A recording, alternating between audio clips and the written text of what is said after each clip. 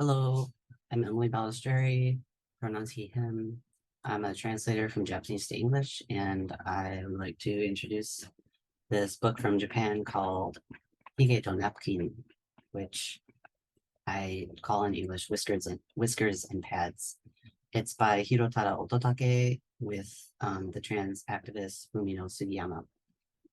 Um, and basically, it's about this trans man, Itsuki, who's this guy on the cover here. All he wants is to marry his girlfriend Satoka, but with same-sex marriage not an option in Japan, he would have to change his sex officially for that to be possible. But the other problem is that in Japan, there are lots of barriers to changing your sex, and one of them is that he would have to get his uterus removed. And he's not really keen on getting such a major surgery just to, humor the system that's out of date or, unfair. So it's the story of the kind of struggles that a trans man in Japan faces when he's trying to get married or have kids or these sorts of normal things. And I'm going to read chapter 16, which is, I think the only background you need to know is that Itsuki is going to visit his friend Jean at the hospital. Jean is also trans, and he was diagnosed with uterine cancer, so he's had a hysterectomy for that reason. Okay.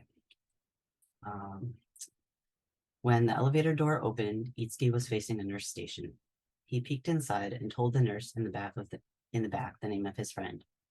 Taking a right as instructed, he had trouble finding the room. The real name, Hiromi Okuhara, was exposed all too defenselessly on the nameplate hanging outside. Hello? He called in almost a whisper from the hallway, and the cream-colored curtain drawn around the closest bed opened. A familiar face poked out. Oh, you're here. Well, you look totally fine.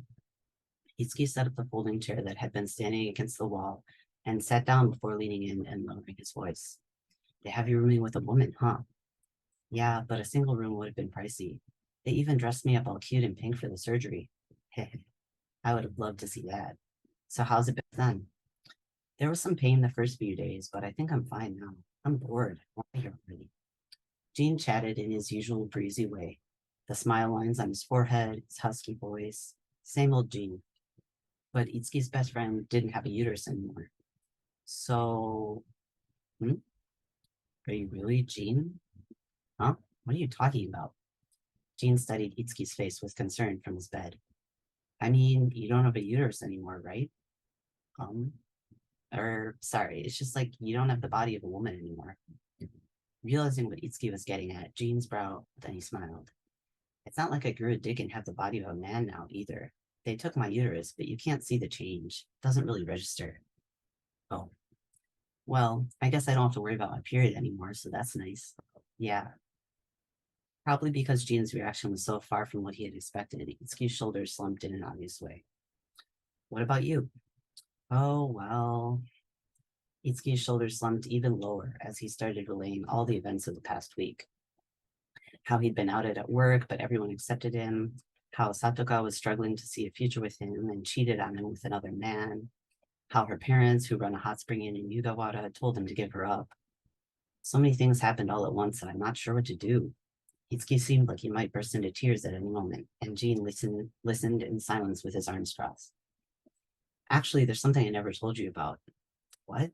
How is that possible? His friend's comment was so unexpected, Itsuki unconsciously leaned forward. So I had plans to get married at one point. Huh? Really? When I was 20, there was this girl I super liked, and she said she liked me too, even knowing about my body. As time went on, I started visiting her house sometimes. Her parents were lovely people, and we all got along great, would have meals together, etc. So I thought, wow, I'm finally going to achieve normal happiness. Itsuki sat on the folding chair listening, his whole body tense. We'd been together about 2 years, I think. I wanted to get married. I was thinking this girl would be worth getting my uterus out for. One day we met with her parents to propose the idea of me marrying her. They didn't say anything, just smiled, so I thought for sure we'd gotten the okay. Then after we finished eating, when my girlfriend said she was going to go buy some ice cream and went to the convenience store, her parents got on their knees and begged. They were like, please just break up with no explanation. Her dad pleaded with tears in his eyes. Ugh. Itsuki hung his head and lightly bit the inside of his cheek. But I couldn't really blame them. They thought of me as a good person. That came through clearly. They just couldn't approve of me as a partner for their daughter. Well, of course they couldn't. What parent would think any different? Just as her dad raised his head and said, "But we still think of you as family, so do stay friends," she came back. She could tell exactly what was going on, and they got into a huge fight.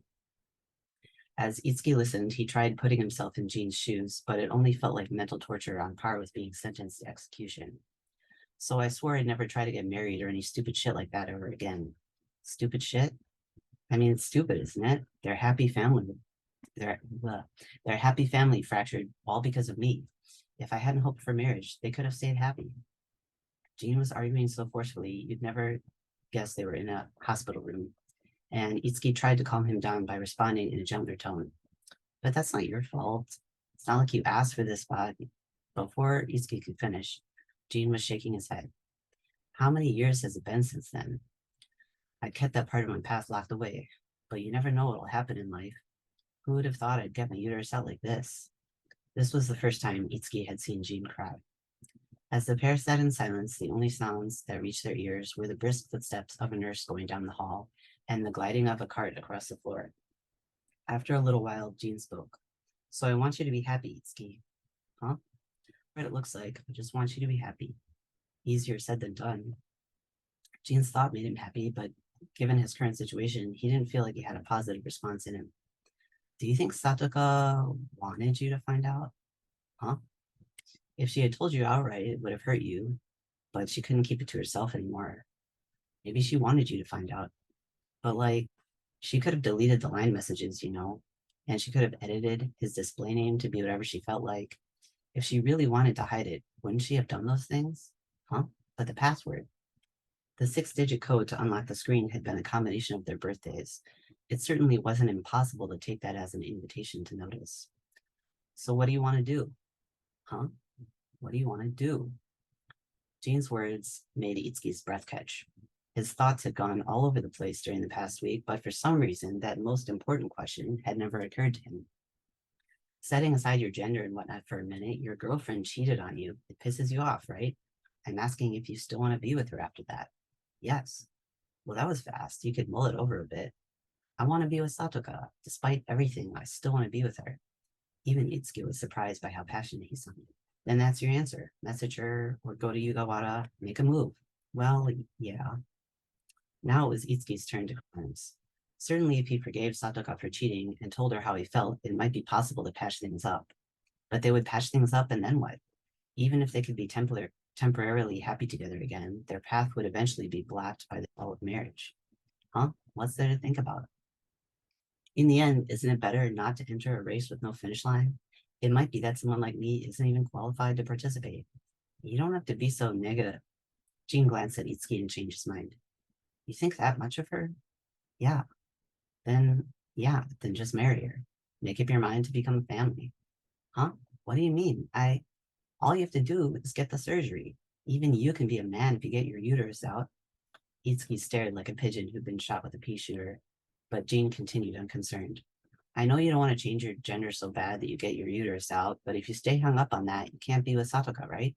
If you really want to be with her, just get the surgery. If only I could be like you and conveniently get cancer. Dude, fuck you. Sorry, that's not what I meant. From the other bed with its closed curtains came a woman's displeased throat clearing. For a little while, the two friends yielded to silence. The first one to speak was Itsuki. Surgery's for healing your body, isn't it? Well, yeah, but do I need treatment? Am I not allowed to live in this society with this body? Is that why I have to get surgery? No, I mean, it's messed up. Why should I have to get surgery just for the family registration system? As he spoke more emphatically, his earlobes blushed faintly. Jean crossed his arms again and sunk into thought. From the hallway, there were still nurse footsteps and cart noises. After a little while, Jean spoke. You're right. Why should we have to go through all this shit? They could just change the rules a little bit. I'm totally with you. Having said that much, he turned to face Itsuki. Are you really okay with things as they are? Satoka's gonna leave you. Itsuki slumped in a folding chair with an expression as lifeless as a KO'd boxer. The nurse footsteps and cart noises finally arrived outside, stopping right in front of the door. Okuhara-san, it's time for dinner. Okay. Itsuki slowly got to his feet. I'll head out. Ah, I'm sorry, man. You came to see me and Nah, I'm glad to see you doing better than I expected. Itsuki greeted the nurse and left. He pushed the elevator button and waited for the doors to open. With nothing better to do, he took his phone out of his pocket. What? He yelped in spite of himself. There was a notification showing a message from Satoka on the screen. And that's that. I hope you found it interesting. Thank you for watching.